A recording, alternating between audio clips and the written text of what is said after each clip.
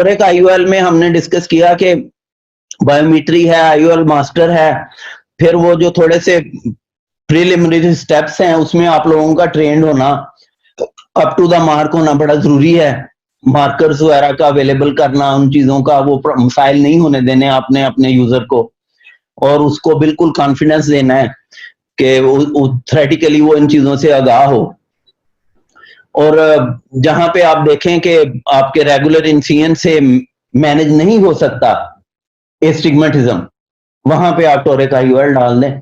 और इसमें आप लोगों के पास बहुत बड़ा एडवांटेज है जो सीफी की तरफ से या आप लोगों की तरफ से अब सर्जन्स को दिया जा रहा है कि ऑलमोस्ट आपको मोनोफोकल लेंस की ऑप्शन में प्राइस रेंज में आपको एक टोरिक लेंस मिल रहा है, और which has a beauty of online support as well as a very good marker and rotation both ways. तो ये है वो चीज जो मैं कह रहा था आपको। यहां से आप उसकी लेंस की पावर को आगे पीछे करके तो देख सकते हैं कि अल्टीमेटली टोरिक को भी तो उसकी अवेलेबिलिटी के अगेंस्ट भी देख सकते हैं, डिजायर्ड ऑब्जेक्टिव के अगेंस्ट भी देख सकते हैं। और इंसियन जैसे मैंने बताया कि सुप्रोटेम्पोरल और टेम्पोरल तो है, उसको भी मैनिपुलेट कर सकते हैं। तो ये बहुत ही खूबसूरती है, ये सीफी का बहुत ही अच्छा कैलकुलेटर है जो कि उसको फुल्ली कॉम्प्लीमेंट करता है और फुल्ली सपोर्ट करता है, और जो एंड रिजल्ट बताता है वो भी निकलता है। That's the beauty.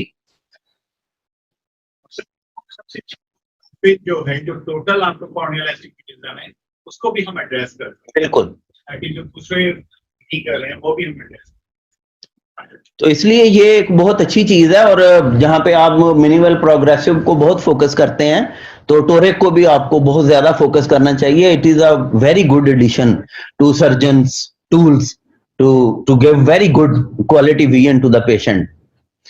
तो ये तरीका है जो कि क्लासिकल, पहले आप उसको मार्क कर लें, उसके लिए आप मार्कर भी यूज कर सकते हैं। और जैसे सादिक कुरैशी साहब पुराने जमाने से, मुझे याद है हैदराबाद में हमने एक वर्कशॉप की थी, चिश्ती साहब भी उसमें थे, टोरिक IOL डाला था। तो वहां पे कुरैशी साहब ने कहा सर उसको छोड़ें, आप स्ट्रेट लैंप पे मार्क करें। तो ये स्ट्रेट लैंप पे मार्क करना सबसे आसान है। आप स्ट्रेट लैंप पे अपने रेफरेंस मार्कर्स दोनों लगाएं बजाय इन फैंसी मार्कर्स की तरफ जाने के। और उसके लिए कुरैशी साहब अथॉरिटी हैं, उस्तादों के उस्ताद। तो वो रेफरेंस मार्क पहले लगाना है, यही एक मेन फर्क है। और वो आपने पेशेंट को दूर दिखाते हुए लोकल लगाने से पहले करना है। और फिर जो आपका टोरिक मार्कर है उसका यूज आपको प्रॉपर सर्जन को समझाना चाहिए। इसमें जरा अपनी लैकिंग को दूर करें। ये बड़ा अच्छा मौका है आप लोगों के पास कि इसमें अच्छी तरह अपने स्टाफ की करें कोचिंग। थोड़ी सी डेफिशिएंसी इसमें मैं फील कर रहा हूँ कि जो भी आपके टूल्स हैं, जो आपके मार्कर्स अवेलेबल हैं, वो एक तो मिल जाए उस दिन, और दूसरा बिफोर हैंड सर्जन को पता हो कि इसको कैसे घुमाना है। क्योंकि सर्जरी की टेंशन में ना आप और पेशेंट के सामने आप बातचीत करने के मूड में नहीं होते। ये बातें पहले क्लियर होनी चाहिए। तो मार्कर आपने रेफरेंस मार्क किया हुआ है तो बेशक आप सर्जरी से पहले ही फाइनल मार्कर्स भी पहले ही लगा लें और आराम से अपनी सर्जरी कंप्लीट करें। और एंड में उन्हीं मार्कर्स पे ये देखें, ये अब उन्होंने वो भी सारा पहले डिसाइड कर लिया, रेफरेंस मार्क लगे हुए हैं। ये वो मार्क है जिसके ऊपर आपने लेंस को डायल करना है। तो ये सारे स्टेप्स करने के बाद तो फिर सर्जरी बिल्कुल स्ट्रेट फॉरवर्ड हो जाती है। दूसरा सूरत ये होती है कि आप आराम से कर लीजिए, विस्कोइलास्टिक डाल दीजिए फेको करने के बाद, और लेंस डालने से पहले ये मार्क लगा लें, तब आप उसको इंट्राऑपरेटिवली कर सकते हैं, वरना जस्ट बिफोर सर्जरी कर सकते हैं।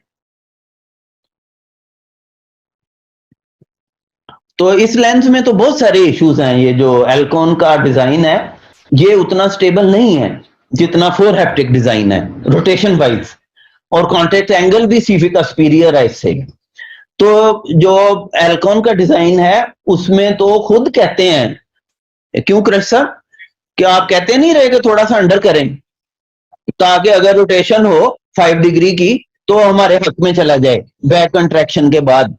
तो सीफी के डिजाइन में हमें कोई अंडर करने की जरूरत नहीं है, हमने एब्सोल्युटली इसको न्यूट्रलाइज करना है राइट ऑन द स्पॉट, और वो वही रहेगा because of its 4 point fixation in the bag. तो ये आपका एक प्लस पॉइंट है। to sphere that is aspheric. हमारा उनका टोरिक स्फेरिक है, हमारा टोरिसिटी भी aspheric है और स्फीयर भी aspheric है।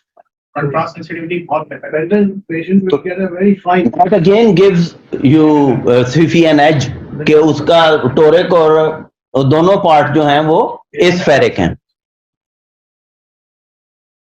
तो अब हमारा टोरिक वाला पार्ट भी कवर हो गया। आइडियल पेशेंट कौन है? 30 से 37 70 साल की उम्र हो, ये ऐसे एम्पेरिकल है या आप 20 साल पे भी डाल सकते हैं। जितना यंग पेशेंट है उतनी ज्यादा उसको बाइफोकैलिटी की जरूरत है। हत्ता कि हमने एक पेशेंट को जो कि फैमिली बहुत ही मोटिवेटेड थी कि हमारी बच्ची यंग है, हमने इसकी शादी भी करनी है, तो I operated her around 19 years of age. उसका एफ किया था, तो हमने मल्टी पीस रेस्टोर इंपोर्ट किया था उसके लिए। तो probably that's a very unique thing कि only multi piece restore length implanted in Pakistan belongs to that girl.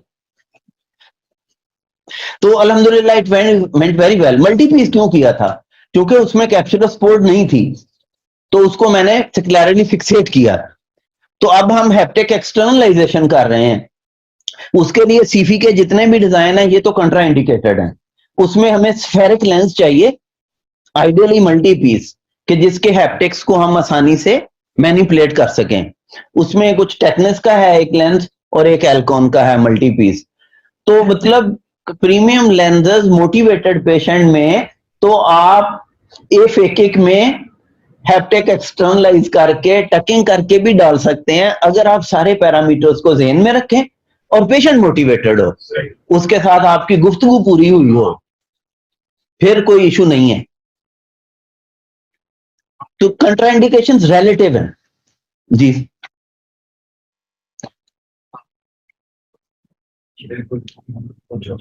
उसके हमारी तो रेंज भी जो है ना वो बड़ा डोमिनेट करती है। हमारे पास 0 डायप्टर से लेकर 30 डायप्टर की रेंज है। 0 to 30 तो वो है ना, टोरिक की रेंज क्या है? नहीं वो तो पावर है ना। करेक्ट कितना एस्टिग्मेटिज्म कर सकते हैं? 4.5 तक। तो ये बहुत बड़ा एक प्लस पॉइंट है कि 0 से 30 डायप्टर तक आपकी स्फेरिकल पावर अवेलेबल है और अप टू 4.5 डायप्टर आप करेक्ट कर सकते हैं।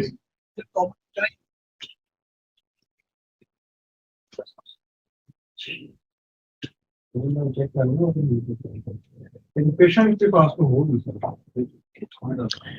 फिर जब आप कोई बहुत ही टची पेशेंट है तो आप अपने सर्जन्स को बताएं कि जी आप इसमें पॉसिबिलिटी ऑफ फेमटो या लेजर रखें कि जी हमने सारी एहतियातें की हैं, हमने लेटेस्ट मशीन्स यूज की हैं कैलकुलेट करने के लिए, लेटेस्ट फार्मूलाज यूज किए हैं, उसके बावजूद अगर एरर आ गई तो हो सकता है हमको लेजर की जरूरत पड़े आपको एब्सोल्युटली जीरो करने के लिए। तो छोटी छोटी बातें जो की हुई हैं और जो हम अगर आप असिस्टेंट्स के लिए कोई कोचिंग का इंतजाम करें तो उससे आउटकम भी बड़ा फर्क पड़ेगा और कन्वर्जन रेट बहुत हाई होगा। तो आप प्रीलोडेड एरा है जिसमें आपको एज है कि जितने भी कंपेटिटर्स हैं स्वायर रेनर के वो तो सारे दे रहे हैं डिफरेंट सिस्टम ही ना, metallic injector with disposable with other cartridges. और मैंने कहा कि थोड़ी बहुत टेंशन होती है। अब एल्कॉन की और रेनर की ये ब्यूटी रही है कि उन्होंने जो भी सिस्टम बनाया वो होता बड़ा फेल सेफ है। एल्कॉन ने सिर्फ फेल किया तो आगे किया प्री लोडेड में कि वो ट्रैक्टर जैसा प्री लोडेड उनका कई दफा लॉन्च हुआ है और वापस हुआ है। It doesn't run like a car, it moves like a tractor. तो इसलिए प्रीलोडेड एरा में थोड़ा सा ग्लिच आया, लेकिन उनका जो इंजेक्टर है स्टैंडर्ड मोनार्क वो तो आइडियल है कि उसमें कोई फेलियर है ही नहीं। इसी तरह रेनर की भी ये ब्यूटी है कि Rayner is on top of the world.